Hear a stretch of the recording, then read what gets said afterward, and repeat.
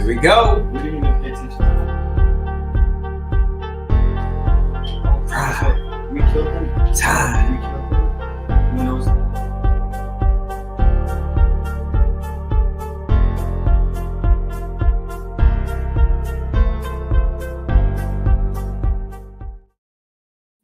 It was 25 under. What's up? What's up? What's up? Hey, you know what it is. The Coach's Corner. And I got my guy, Prime Time. What's good, man? Man, all is well. All is well. We coming off a very good weekend of four really good games, man. NFL is here. It's the Final Four, and we're gonna see who wants to get to the Super Bowl, man. I'm on to be on your show, Coach Jay. Hey, I was following until you said 4 games. About 2.5 games that was good. One game was just like warm up. The warm up. But let's go ahead and jump into that intro real quick, man. And just in case I haven't done this year, but how about America's team though? How about them Cowboys? Yeehaw! Yeah, that's what I'm talking about. Ran y'all clowns into the ground. I told you. Man, what happened to those boys? Like they still in the playoffs, right? No, they are not. Man, that's bad. I mean, I'm not even picking. It's just in Cancun right now, chilling hard right now.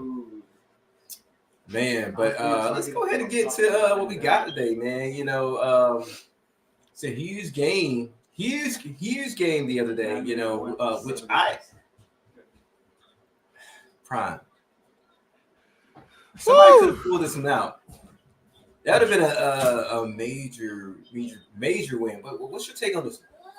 Yeah, man. Packers played really good. Packers have. This is what I'm going to tell everybody now. Why I got you. When I was saying all during the year that Matt LaFleur was at peace when Aaron Rodgers left, this is why Matt LaFleur was at peace, regardless of the situation, win or lose. Like people expected, the 49ers to beat the Packers, no matter how many points, whatever they expected that. Like it was no pressure on the Packers to win this game because nobody expected it to happen. If the Packers lost to the 49ers, won't nobody in that building getting fired from the Packers organization because they lost to the 49ers because that's what they expected.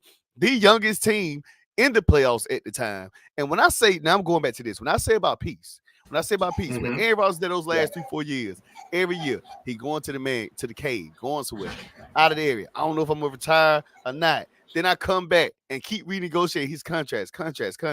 And with Aaron Rodgers, it's like you're gonna do it my way while I'm here, or we're not gonna do it at all.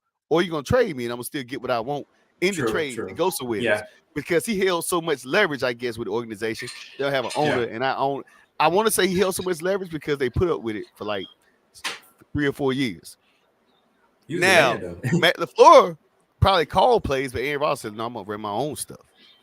And the 49ers always own Aaron Rodgers, just being real. The 49ers are a really good team and playing playoff football, they own them.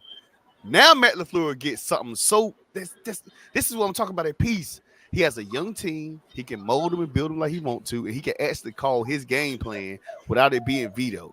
Jordan Love is really going to be good, and the Packers organization has had 3 good quarterbacks: Brett Favre, Aaron Rodgers, now Jordan Love. But now you got a young coach like with Matt LaFleur still around, and you got a young quarterback like Jordan Love with a young team that's going to listen to what he says and not trying to be on some dictator stuff, but Matt LaFleur needs somebody to run his plays and the plays he calls to see what he can do. Now, if you just run your own stuff and it's not working, that's one thing. But now he has a quarterback that's going to listen to him.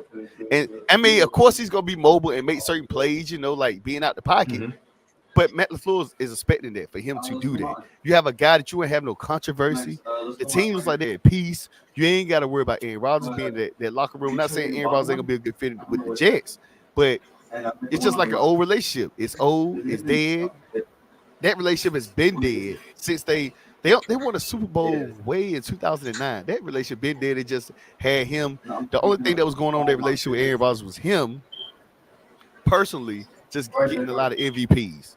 But I think this Green Bay team is going to be really good. Matt LaFleur, has a team that's going to listen and buy into what he's trying to do. And as a coach, you want a team to buy into what you want to do. Now, if you lose with what your coaching style is, then yeah, we got to make changes. But now he has the opportunity to be able to put his blueprint into the game plan instead of Aaron Rodgers doing what he wants to do. Those are my raw thoughts. And that's why this game was a lot closer. Because I promise you this, and I'm going to give a real raw thought take. If Aaron Rodgers was the quarterback of the Green Bay Packers, they would have got dominated the other night. Because Aaron Rodgers' way and ability to do what he wanted to do. I think this system, listening, the play calling was pretty good. Matt LaFleur comes from that tree of Kyle Shanahan. Kyle Shanahan, Mike Shanahan, that was in DC when with the Commanders, with the Redskins at the time. You had Kyle Shanahan, Sean McVay, Matt LaFleur. You had other plethora of family members that's there. Now you got a bunch of these guys. The organizations are now hiring 49ers personnel from Robert Salah in New York, from D'Amico Ryans, we'll probably talk about that in a few in Houston. You know, Matt LaFleur is in Green Bay. Ben Johnson is a part of that system product. Mike McDaniel in Miami. You know, Sean McVay, you know, is from that product. He's been in LA, although he's won Super Bowl, you know, of course, or whatever. But I mean, it's a lot of the pedigree of that style of football that's about to be around the league a lot. But the reason why the Packers was there because they were coached up very well.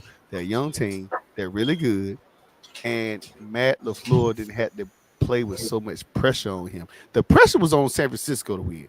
And Brock Purdy, that last drive after that missed field goal, that was probably the best drive he had the entire game. You know, the team, it was kind of sleepy. I don't know what was going on, but it made it happen. So those are my raw thoughts. Green Bay Packers played good. 49ers made the right plays at the right time, and that's why the 49ers in the NFC Championship. You're right. Packers had an opportunity. They had multiple opportunities. This should have been the game. They should have won that game. But you know, hats off to the Niners, man. They showed up when it mattered most. You know, and Jordan Love, man. I mean, he showed out, man. I saw a couple throws and he looked like Favre, or he looked Favre-esque. You know, some off lunges throws from the back of the pocket. You know, short arming the ball. I mean, he looked very good, like out there. To me, honestly, if I'm a Packer fan, I'm looking at this and I have a lot of optimism, you know, going forward and how that team looked, man. And you know, Niners, they deserve to be there. They're the better team, but yeah, looking at the stats wise, man, Jordan Love only had 194 yards, which I thought he had more than that. You know, just looking at the numbers like that. Yeah, you know? I'm looking at it now. And Brock Purdy still outplayed him in that category, which is interesting. Yeah, those two picks, though. Those two picks was key. I feel like he threw a pick in the red zone at one point. He threw a pick in the middle of the field. That was at the beginning of the game. It was a tip pass, and it landed in Greenlaw's hands. Then the next one did. I ended up seeing it too because I didn't know he had 2 interceptions. I was like, where the other interception come from? Yeah. Hey, look, without that, if he didn't throw that pick, I think they would have scored on that drive. That they were almost in the red. Well, they would at least got 3 points on that drive. But hey, man, goes to show tough teams, man, they get it done. Surprising right here. This was one of the surprising ones right here. What's your take on this? And this cold tundra, frozen tundra game? I ain't gonna lie, that was like the game I wanted to see Sunday, man. I was ready and excited for how cold it was. Kansas City is an extremely cold place. People don't probably know because it's straight. It's no mountains, it's no levels. It's just straight come down on you and it's grounded. Man, raw thoughts, man. And it goes to show, even though the kid missed the field goal, Josh Allen is the most nonchalant and accurate, sometiming quarterback that can make a game-winning drive that didn't happen that I ever seen in my life. Like, regardless, like with you being so big, being able to move the pocket, I understand the pressure was coming, but you was a big quarterback that can maneuver and move. You know, I'm assuming that you felt that heat or seen that coming from the side to where you could have moved, but he didn't move. And then he throws a nonchalant pass. He threw a nonchalant pass against the Eagles early in the year, had a guy wide open. Inaccurate. Touchdown. Game over. He makes that throw to his favorite. Apparently, he was like the favorite receiver the other night. Shazier. I think Shazier was the guy that he had. They win the game. This guy was wide open in the end zone. You got to step in and make certain throws. I understand pressure does help. Pressure does stop that throw, but like that's a throw you could have made. Like I don't think with your arm you had that much pressure. It's like you got kind of like got jabbed a little bit. That's a game-winning touchdown. And we're not here today talking about the Chiefs. We're here talking about Josh Allen getting over the hump. And now he goes into the press conference at the end of the game.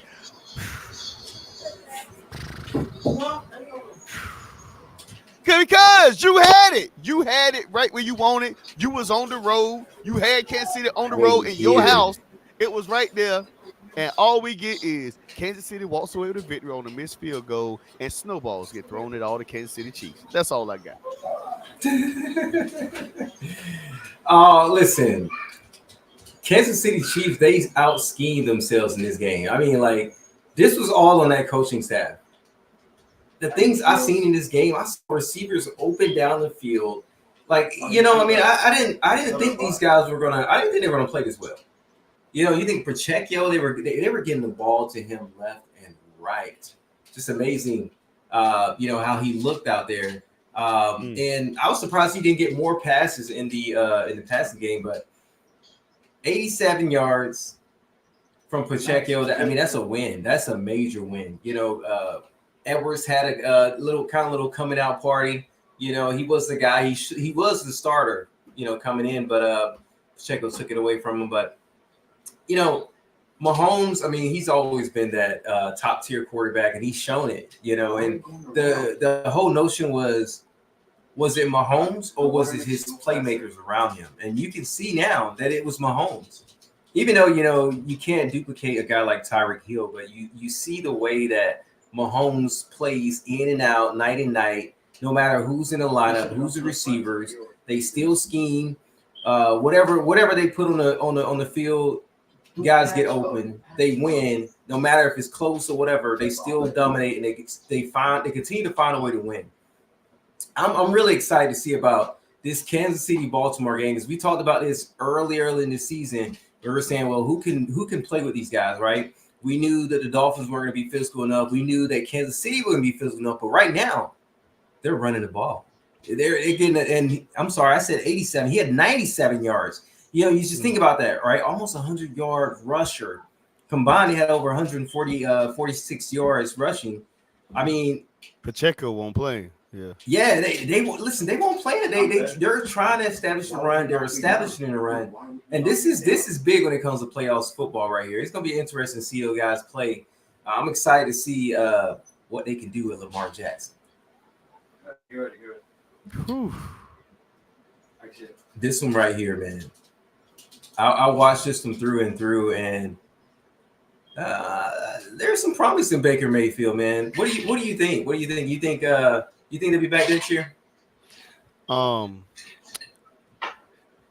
They got a lot of free agents, but I think Baker Mayfield will sign. I don't know if he's gonna get the big payday like everybody else will think. Like, I don't know what his payday will be, but he could probably get re-signed. I'm quite sure they want him back, but they have a lot of holes to fill. Like over half of the most important people on the team are pretty much free agents, from Mike Evans to the linebacking core to Baker Mayfield to a few running backs. I mean, they have a lot of free agents that they got to sign. So this is going to be pretty much a rebuilding season unless they can sign these guys back. And I don't know, man. I think this will be pretty much Baker Mayfield probably could come back because he'll finally have a home. What's home, I think he should go back and be in. I think they will probably pay him some good money. You know, I ain't going to say $100 million, blah, blah, blah, whatever. You know, I'm not going to say that, but he'll get paid a good penny for what he's done this season. But it still will be a rebuilding year because a lot of things, a lot of holes, a lot of people may not come back. Do I think that Tampa Bay is a Super Bowl team contender? I don't think they're a Super Bowl contender, but I do think they still could win the NFC South again. I don't know that yet. And a guy like Mike Evans is going to ask himself this summer: can I contend with these guys? Can I win a Super Bowl with these guys, or am I going to go somewhere? And I'm going to tell you, man, Stephon Diggs, I don't see Stephon Diggs going back in that cold weather in January in Buffalo. I think he's probably going to go elsewhere and go to a warmer climate. And Mike Evans will probably go to a warmer climate. But I'm gonna tell you this, and I'm gonna say this easily and quickly. Do not be surprised if one of those guys, and I'm saying it raw thoughts wild, end up in Dallas. Because they can Oh, Dak Prescott, that crew with yeah, Lamb, if you add those big receivers in Dallas. Remember, Mike Evans came from Texas A&M. So I mean, he's pretty familiar with that. I wouldn't be surprised they end up in Dallas. That's a pass happy offense. Mike McCarthy loves to throw the ball. hmm And that's my spot. Like who's missing that? Lamb is there, but they missing that other guy. I don't know. I don't know how much.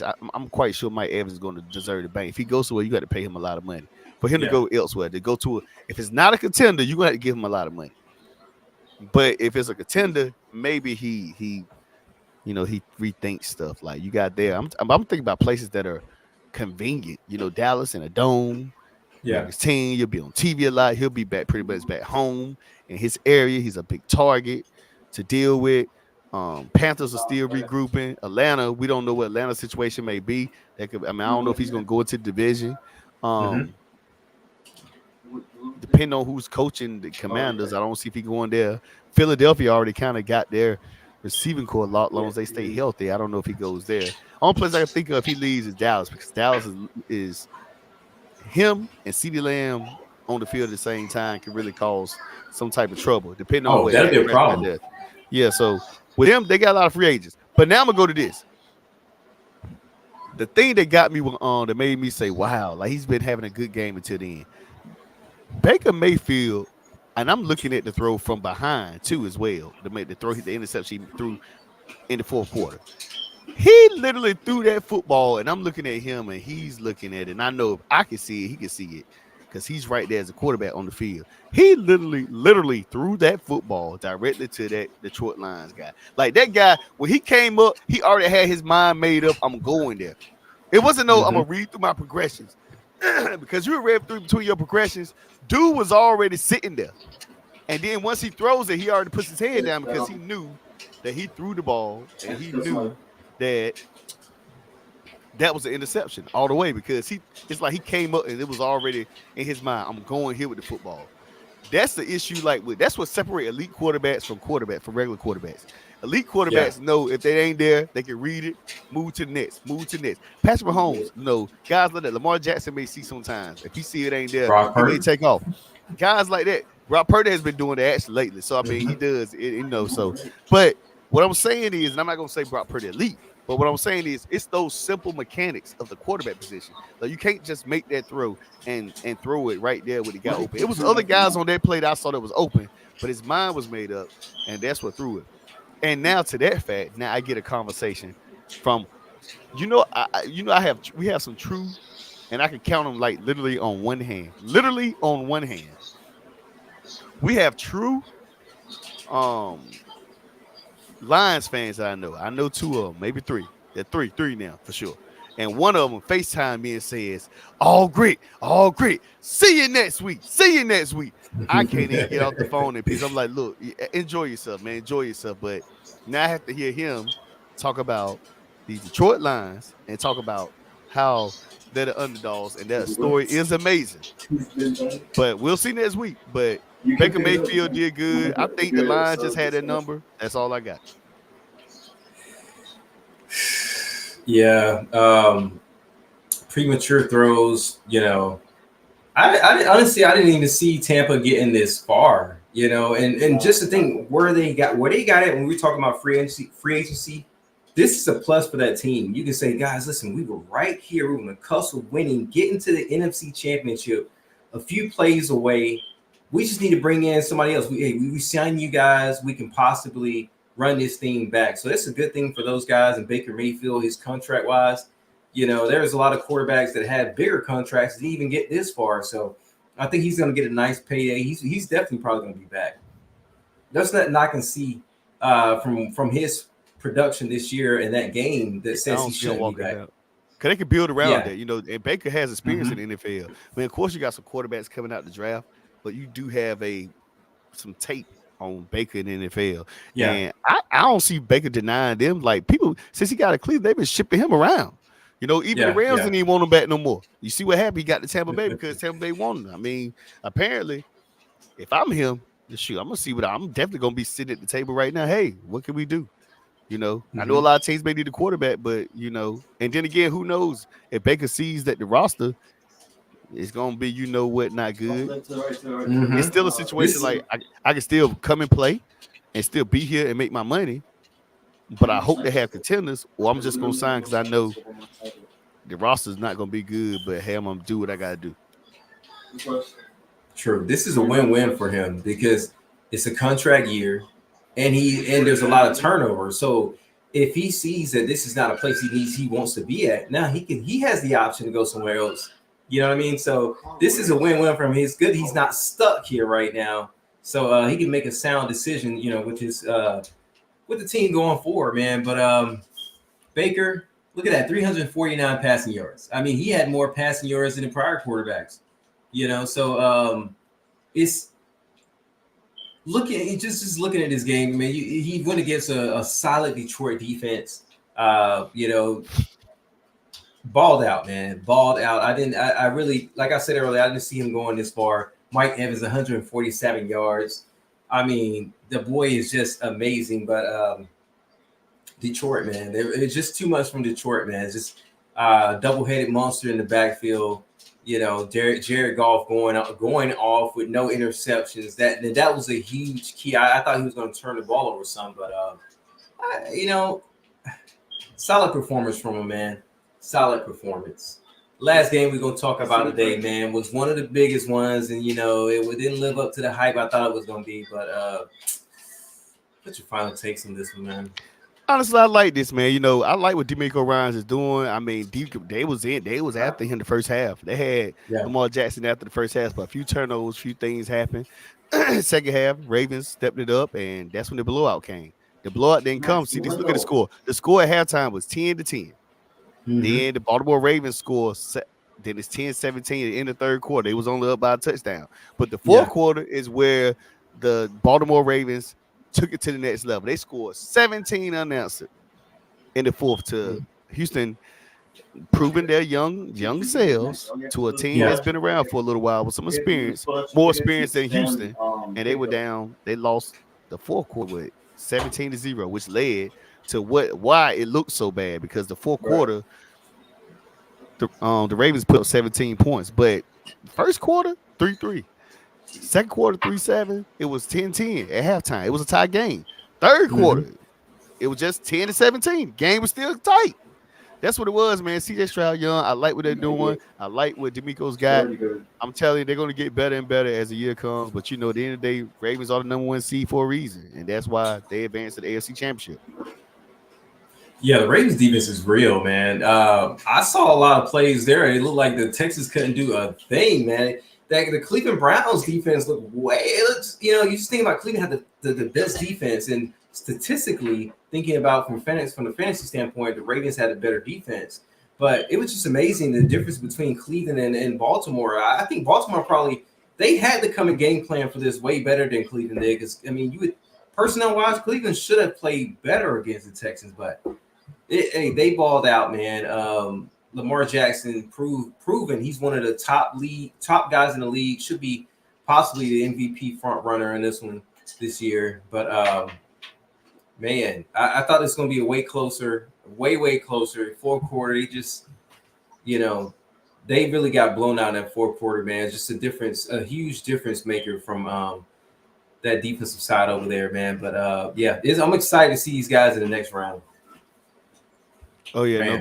No question. Kansas City, Baltimore, it's gonna be a really good game. I don't think everybody's talking about how Baltimore gonna dominate Kansas City, but this could be a good game because number 15 is still over there, and if them receivers catch the football like they did yesterday, this Kansas City Chiefs team is a different team.